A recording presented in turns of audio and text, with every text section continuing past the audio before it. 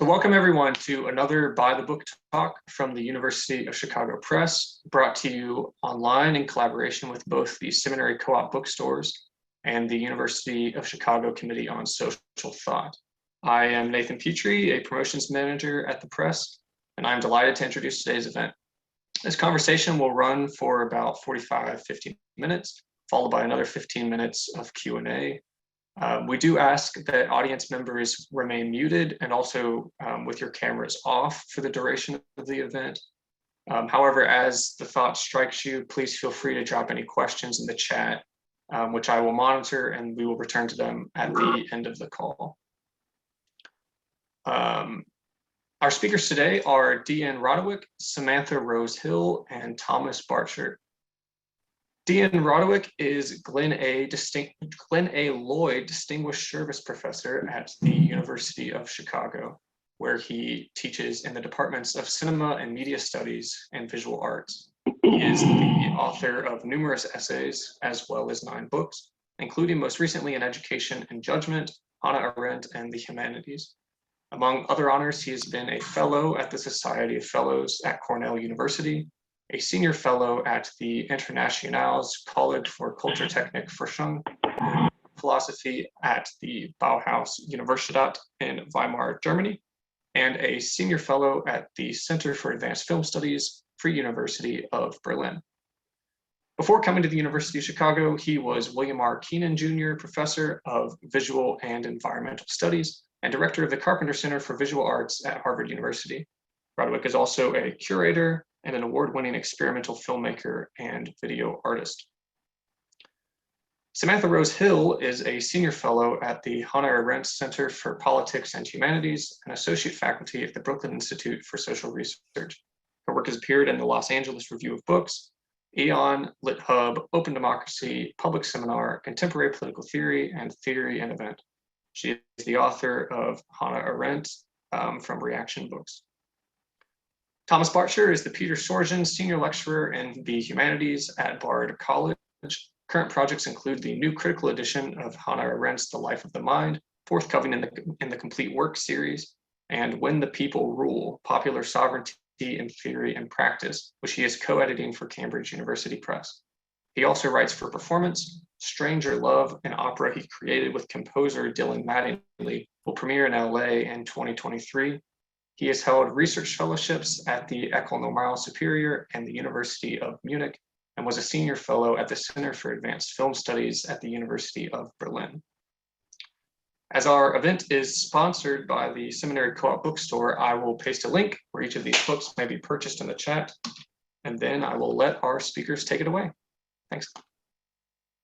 Thank you, Nathan. And I also want to thank the University of Chicago Press and Seminary Co-op and the Committee on Social Thought, 3 organizations that I admire greatly, and I'm really honored to be their guest today. And I'm also honored to appear with David Rodowick and Samantha Hill, who've given us 2 terrific books. There's one by Samantha, there's one by David. I encourage you to buy them from the Seminary Co-op bookstore. And I've learned a lot from these books and also from both David and Samantha in other contexts. So I'd like publicly to thank them, David and Samantha. Thank you for these terrific books and for all you've given to me in these contexts and others. And with that in mind, I see my task primarily as a matter of getting out of your way and maybe making an occasion for both of you to talk with everyone who's come. It's terrific to see everyone here, and thank you for coming, and also with one another. So here's how we'll proceed. And for those who might not have noticed, David is with us orally, but not visually. He's in France with not a great internet connection, so we'll be hearing David, but not seeing him. And here's how we'll proceed. I'm told we have probably about 40 minutes to talk. Which the 3 of us will do, and then Nathan will come back to host a brief question and answer. And I'd like to begin by asking David and Samantha each to read a brief passage from their books, respectively.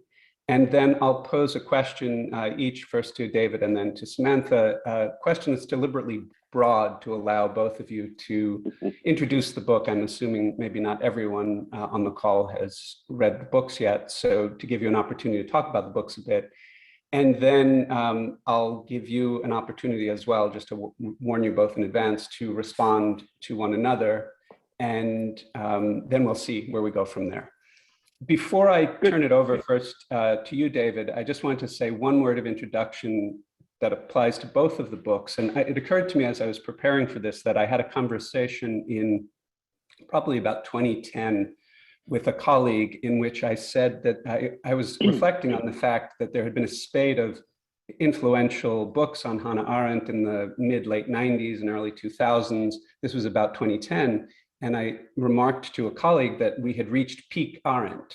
That was what then was peak Arendt. I have to say, for those who didn't sell their stock in Hannah Arendt at that point, and then Donald Trump got elected. Very wise not to sell your stock. To cite just a few milestones, of course, in the election of Trump, as David just mentioned, in 2017, January of 2017, Amazon was sold out for a while. In the Origin of Totalitarianism was sold out. Presumably that was January 2017 in response to the election.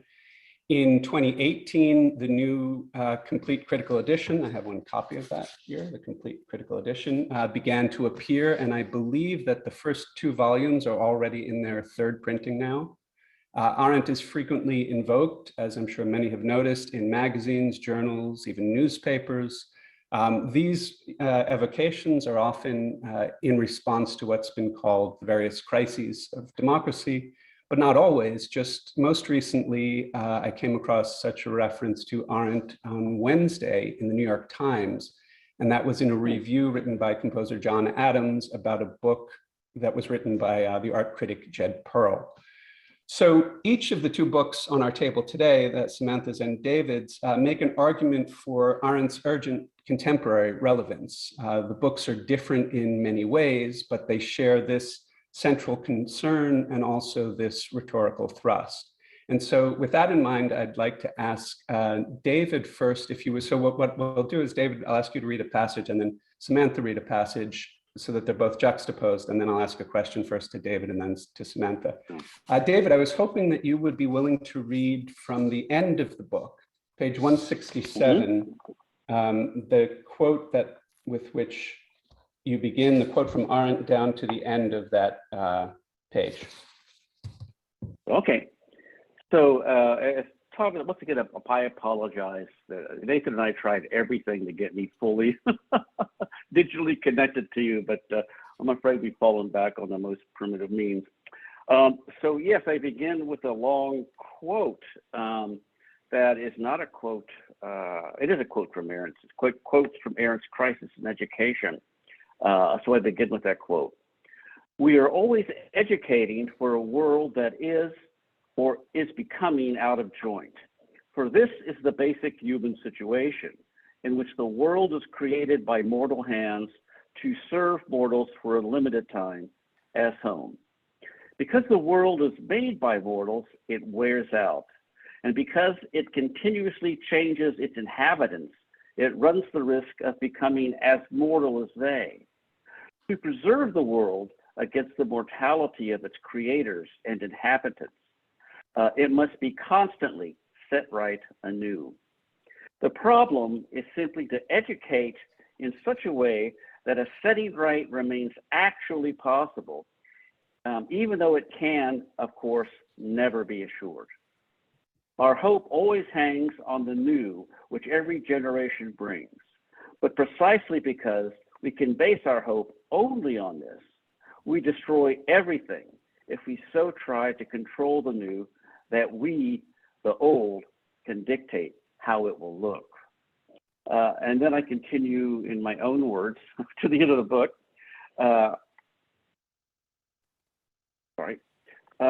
Cultures and their meanings and values are no less marked by finitude than their human inhabitants. This is why the concept of natality is so important for Arendt.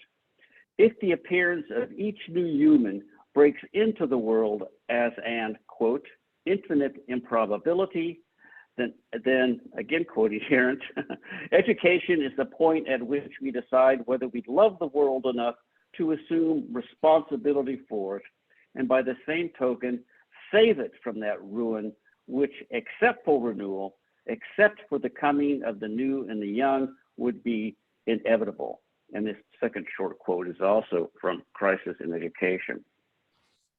And education and judgment is one of the most important tasks of the humanities, because here one prepares oneself and others, both within and across generations, to respond imaginatively and critically to the emergency situations in which we find ourselves, while forging new ethical terms for lives held in common. In the past 3,000 years, it may well be possible that philosophy has taught us nothing conclusively, but perhaps through philosophy and the artful giving and receiving of judgments, we have learned how to learn. Thank you, That's David. my And I'll ask everyone, please hold that in mind. I'll return to David for a question, but before I do, I'd like to ask you, Samantha, if you will, to read from page 14 in her essay down to the end. And so that was the end of David's book. This is the beginning of Samantha's book. Well, first, let me say thank you to Thomas for hosting this conversation, to the University of Chicago and the seminary co-op. And I just want to say that it's probably not often that two authors get to have a conversation with the, I'll venture to say, patron saint of their own books. And so it's a real pleasure. And I hope a year from now, the tables are turned when Thomas Bartscherer's edited critical edition of Hannah Arendt's The Life of the Mind has been published. So this is the end of my introduction. In her essay, Heidegger at 80, Arendt writes, "Every thinker, if he lives long enough, must strive to unravel what appear as the results of his thoughts. And he does this by rethinking them." This is not the first biography to be written about Hannah Arendt, nor will it be the last. And I stand with Arendt in imagining how I might have approached it differently. When Elizabeth Young Bruhl published the first biography of Arendt, Hannah Arendt, For the Love of the World in 1982, she introduced the world to the private life Arendt had kept hidden from the public eye. It is not clear that Arendt ever expected her poems, journals, and love letters to be made public knowledge, but she bequeathed them to us in her departure. Given her work on Rahel Varnhagen's letters and correspondence, it is easy to imagine she imagined others discovering her papers and finding friendship in them, as she had done with Rahel. Young Bruhl's biography was modeled on John Peter Nettles' 1966 biography, Rosa Luxemburg. It is a momentous feat. This biography, my biography, is of a different sort. It is less comprehensive and more focused. Its aim is to introduce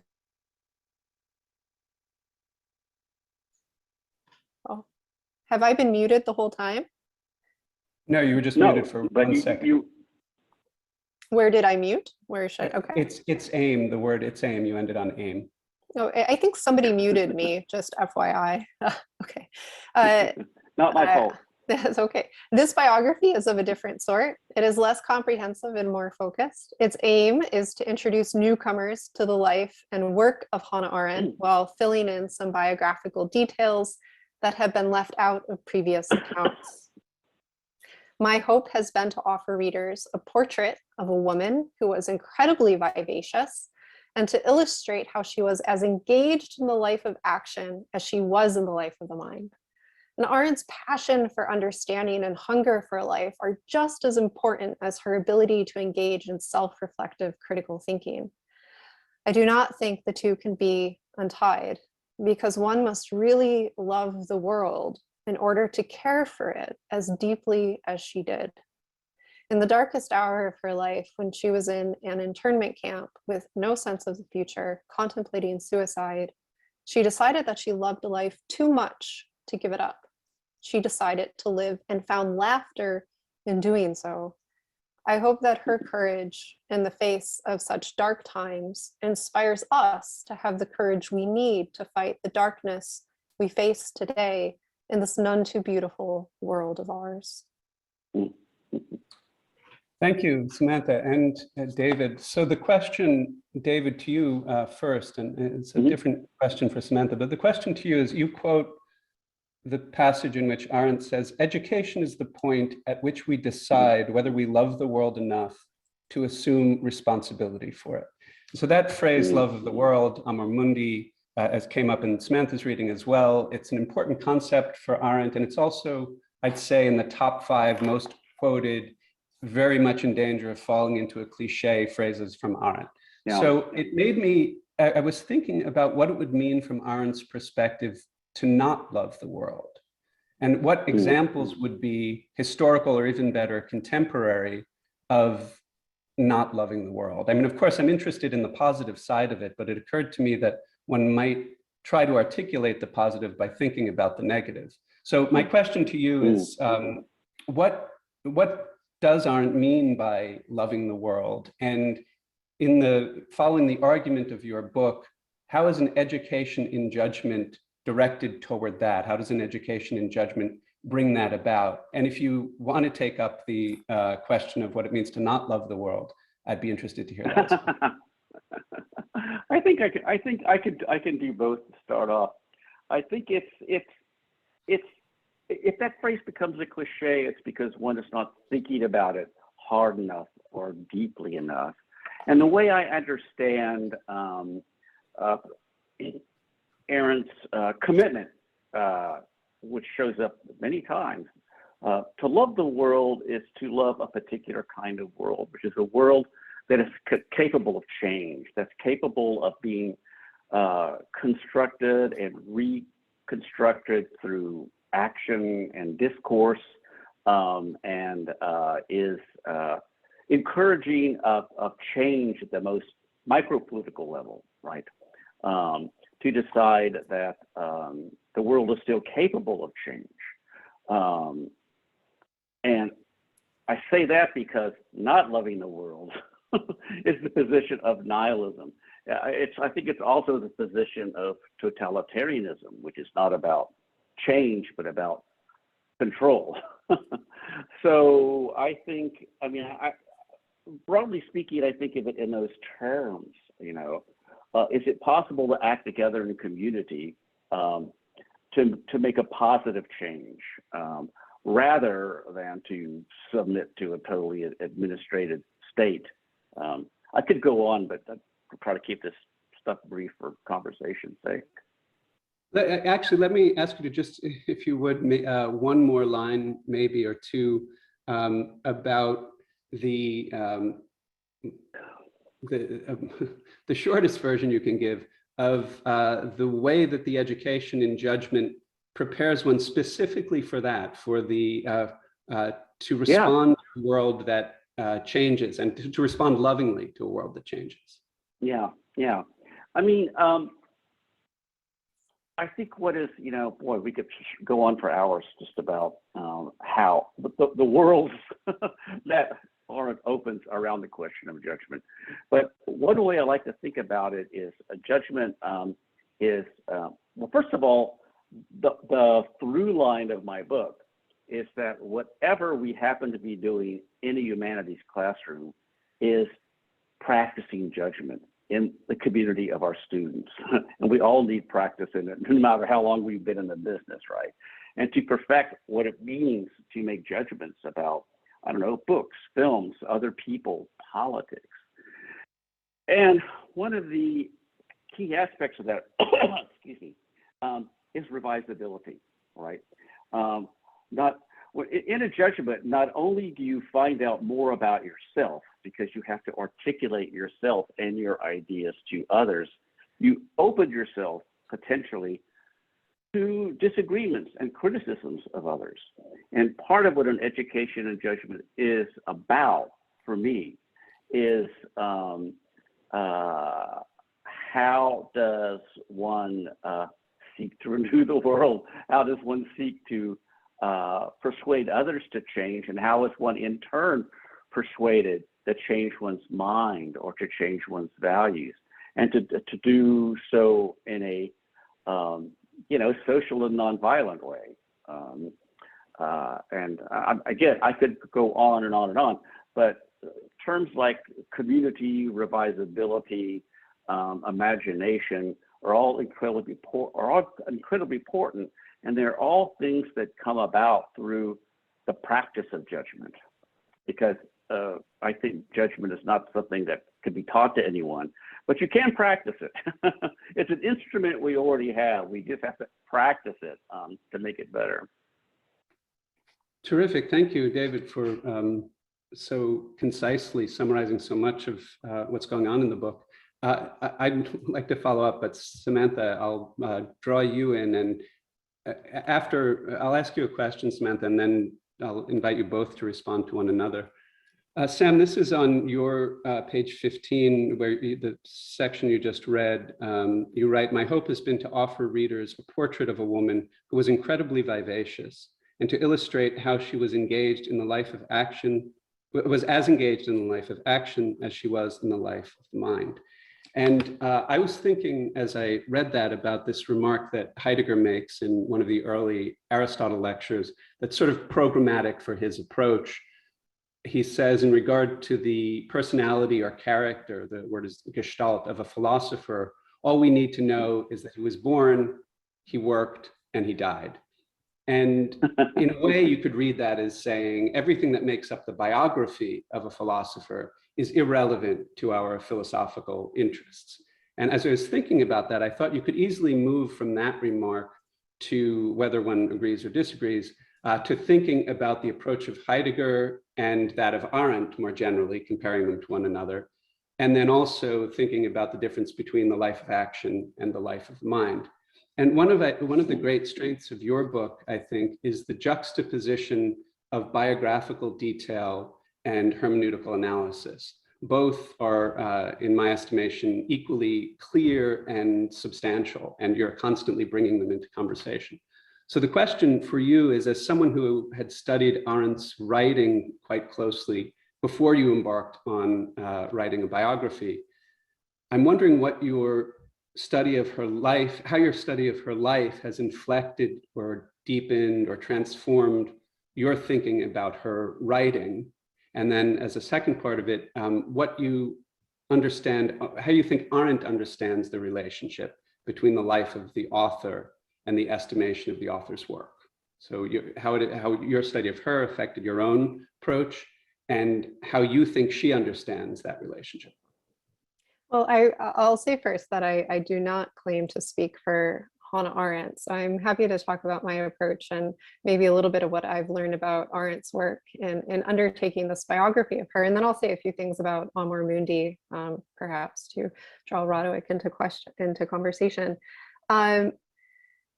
So I was trained as a political theorist. I have a PhD in political theory. And on day one of graduate school, I was told very clearly that I am not to confuse the life of an author with the work that they write. And this came in response to my own personal fascination, not with Arendt actually, but with Jean-Jacques Rousseau. And wanting to approach his Confessions or Machiavelli's Discourses, and being just as intrigued by the person as I was by the text. And so for a long time in studying Arendt's work, I just kind of accepted this edict that had been handed down to me by my professors, and I bracketed Arendt's life and studied her work.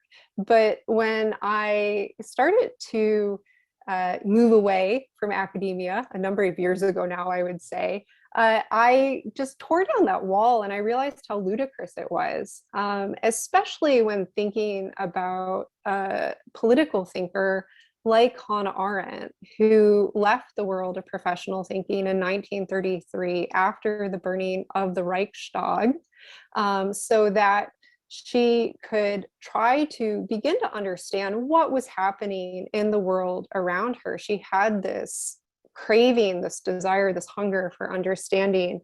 And her life is fascinating. Her life is cinematic. It is I think just as intriguing to readers who encounter her work as the work in itself today, if we're talking about her audience, especially her audience after 2016. I'll just say I was talking to Jerry Cohn, Arendt's literary executor, 2 weeks ago, and he told me that right now, actually, her books are selling 30-fold, more than ever, more than in 2016. And so people are drawn not just to her work, which in my experience, teaching Arendt often to adult audiences, they find complicated and difficult, and they like to read along with somebody, but they're very drawn to this figure who is rebellious, and passionate and womanly and funny. She was incredibly funny. And, the frame that I use for my biography of Arendt is a quote, actually, from a 1972 conversation from a conference on the work of Hannah Arendt, where she says that all thinking moves from experience, nothing else. We go out into the world, we have experiences, we retreat, we think about our experiences, we tell ourselves a story about those experiences, and then we share those experiences with others in the world. So all thinking moves from experience, and you can't untie, as I wrote, the life of action, the life in the world of appearances, in the public realm of appearances, to use Hannah Arendt's language, from the life of thinking, which she places often in the private realm, in the realm of solitude, and thinks of as a dialogue. She says all thinking is a dialogue that I have with myself. So I don't think that Arendt untied the life of action from the life of the mind when she was engaging in her own work. If you think about the work that we have, she is very much addressing the most pressing political questions of her century: the phenomenal emergence of totalitarianism, the problem of evil. She's thinking about revolution and freedom, truth in politics, the Pentagon Papers, lying. She's really wrestling with these social, political, and cultural questions of her day, which she argues, and Rodowick has mentioned a few times now already, that for Arendt, we have to constantly think the world anew. And she says this at the end of her prologue to The Human Condition. It's very simple. It's nothing more than to stop and think what we are doing. And we have to constantly rethink these questions from the vantage point of our most recent experiences and fears. And there's so much to say about the intertwinement, I think, in Arendt's work between the life of action and the life of the mind, that it almost, we see in her own life how porous these distinctions that she's drawing are between the private and the public, between action and thinking. So I want to, Thomas, do you want me? I'm going to say a few things about Amor Mundi, but I think actually that would be terrific if you could, and if it ends in a question for David, that would be even better. Well, I don't know about that, but we'll see. So in Arendt's correspondence with Carl Jaspers, when she's finishing The Human Condition, she says that I want to dedicate this book to you. It's only this late in my life that I've come to love the world. And she says the most difficult thing is to love the world with all of the evil and suffering in it. And this conception of Amor Mundi is very much about judgment. But Thomas, I think you were in your question to Rodowick are touching on something very important, which is that, this is a nice phrase. It's a catchy phrase. Love the world, Amor Mundi. I think, unfortunately, part of what makes Arendt's work so available to such a wide public audience today is that it sounds, she's very poetic, and it can be concepts like Amor Mundi, which are very rigorous, are very critical, can be reduced to sentimentality. You can kind of encounter this phrase and feel that kind of hit of goodness for a moment and not really have to wrestle with what that actually means to love the world. I had a friend, to give an example, I had a friend who emailed me the other night after watching PBS, asking me if I had seen that they had discovered who had revealed Anne Frank's hiding place was a Jewish person who had been on a Jewish council. And they said that coming to learn this made them not want to leave home, made them kind of want to pull the covers over their head, that it was evil, that it was horrible, and it made them think of the banality of evil. But that not wanting to go out into the world because evil is in the world, love of the world means we go out into the world anyway. But I think part of what Amar Mundi has to do with judgment is equanimity, to see the good and the bad in the world and to love the world. And she comes back to this kind of, the umpire metaphor in The Life of the Mind and thinking about judgment. And there's maybe you have the quote to hand, Thomas. I don't right now, but there's the passage about, I believe, Homer, that he could see both sides of the war and he could write about both with passion. Is that, you can correct me if I'm getting that quote wrong, but it has to do with vision. It has to do with how we see the world. And it has to do with our, I want to say, estimation and how we judge what is happening, and the relationship and the distance between how we position ourselves in relationship to the world and what's happening in the world around us. So David, I'll draw you back into this, maybe taking a question from what Sam was saying. And I should say, since Sam, you're referring to the wide readership that Arendt has, I'm aware that there's a lot of Arendt readers in the room who have interesting things to say. I should say I'm not monitoring the chat, but we'll shift soon to, Nathan is monitoring the chat and he'll pose some of your questions. So I'm excited to see that they're arriving, and I apologize for not responding to that. David, what I was going to ask is about the relationship. So the Arendt says, both you and Samantha refer to this in the introduction to The Life of the Mind, that thinking is among the conditions that make men abstain from evil doing, or even condition them against it, make them abstain or condition them against it. And a question for you would be whether you're, two things maybe. First, what is the relationship between the thinking, which is withdrawal, and the judging, which is a kind of engagement, how you understand that, and also what you think about this claim that thinking this question, really, she raises it more as a question, is there a way in which thinking, as she understands it, conditions people against evil doing? What do you think about that? Yeah, it's such an interesting question. I mean, the both parts of it. I mean, the first half of it, I think the thing I most struggled with as I tried to find, my own relationship with Arendt is, and it appears quite strongly at the lectures on Kant, but she makes such a strong difference between spectators and actors, right? I mean, they're both important. Actors are out there doing politics, and spectators are the ones who are historians or journalists or what have you. But it seemed to me that really beautiful what Samantha said, because one could see in Hannah Arendt herself, she wasn't just a spectator or just an actor. Her life gives us incredible examples of how those two practices can be completely combined in a life, which I think is really important. And about thinking, it's so funny because I've had so many arguments with people about this particular quote.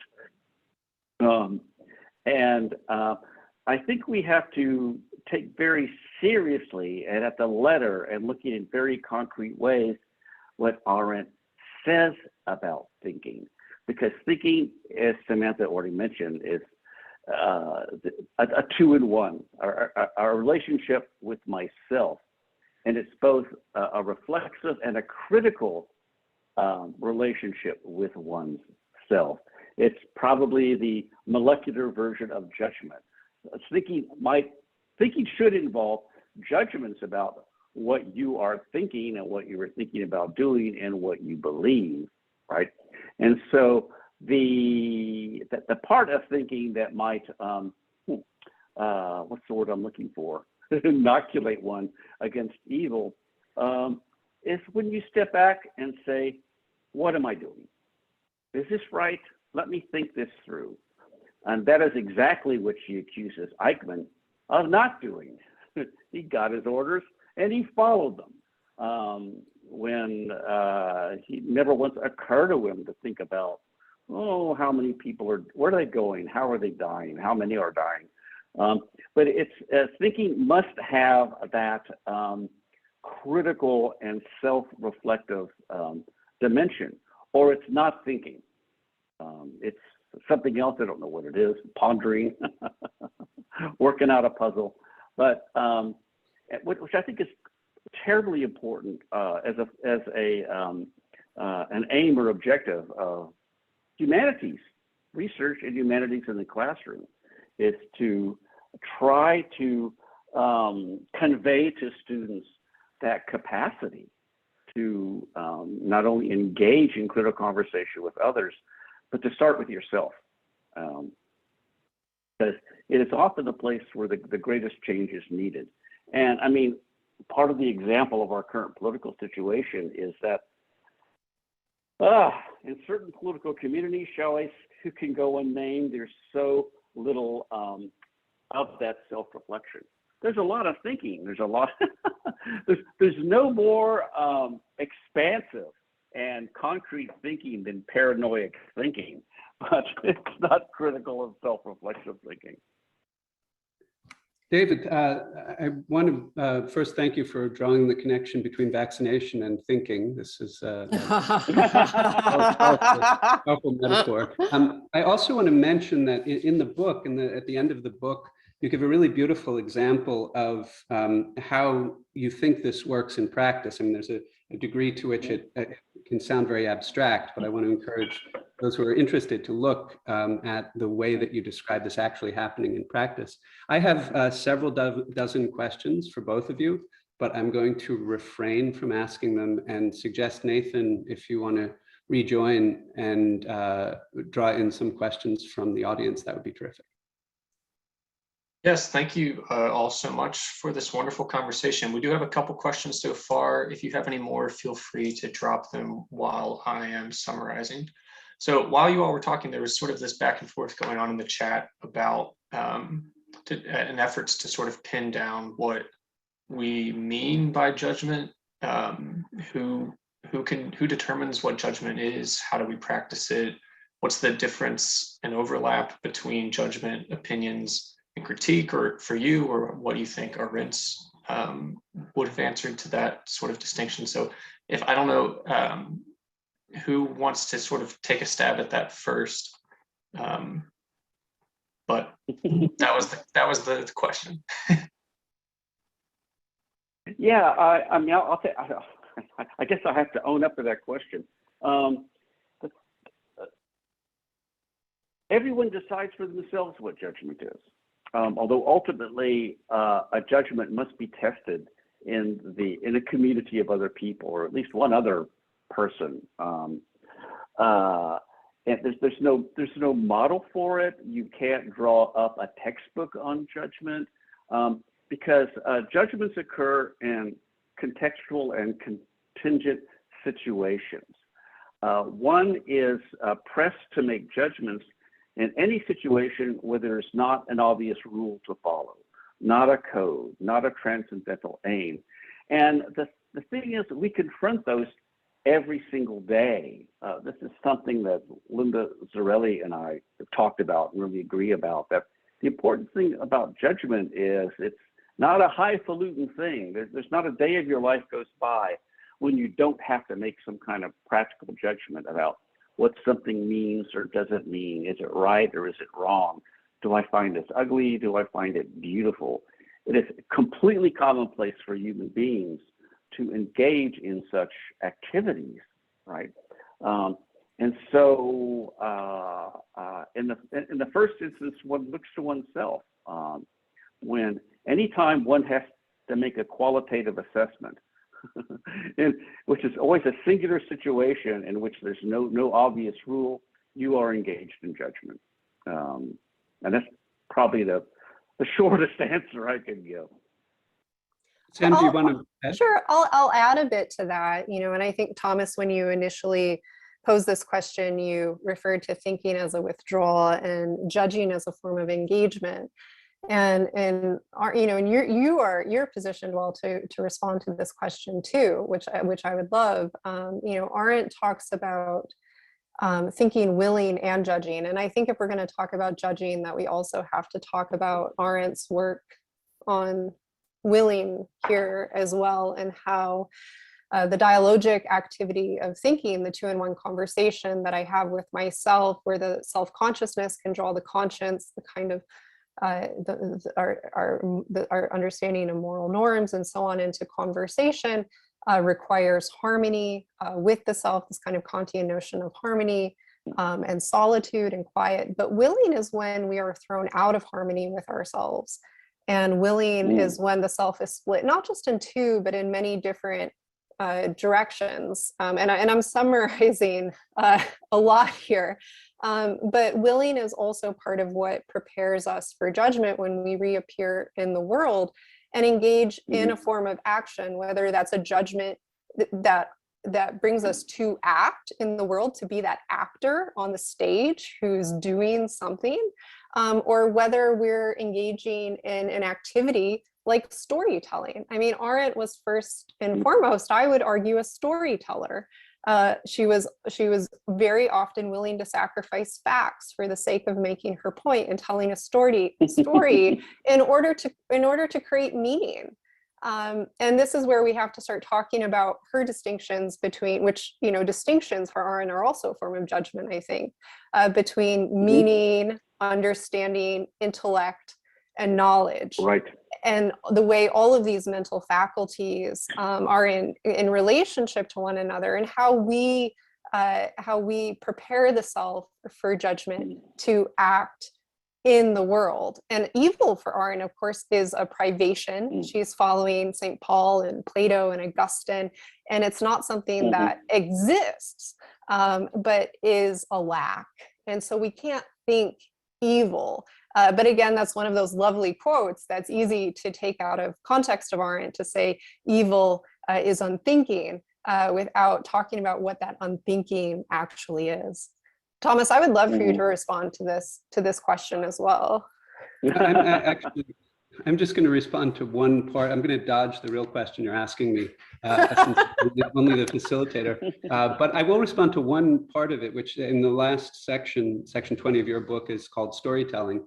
And I think that's a way that one could respond to my initial question about all we need to know about a philosopher is that he was born, he worked, and he died. The particularity and a way of thinking about what Arendt is doing as different from what some other philosophers are doing, the significance of storytelling and of particularity and the grappling with particularity, which is also all over David's book as well. But maybe we should, Nathan, take another question if there is one. Yeah, we have another question, and then we might have time for one more, depending on how this goes. So would Arendt say that we were in a crisis of non-thinking or a crisis of lack of a genuine public realm? Well, I think the way I would see it in terms of Arendt's vocabulary is in a very public way, the disintegration of a common world. I mean, in my lifetime, and I'm getting ready to retire, and I've been through 60s activism and all of that, I have never witnessed a situation where, in terms of political discourse, there was so much a lack of a common world, of really being able to, accept the facts, or accept things that are facts. The more I mean, I was just watching the news, the congressional election in Florida, where the woman who won, a Democrat, won with 80% of the vote, and her Republican challenger won't concede because, oh, I've got alternative information, and I'm sure the vote was rigged.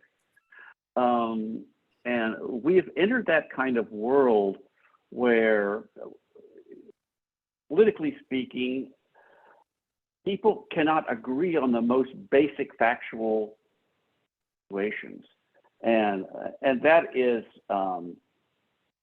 yeah, that is the most disturbing thing to me, because how do you build a world in common if you cannot agree?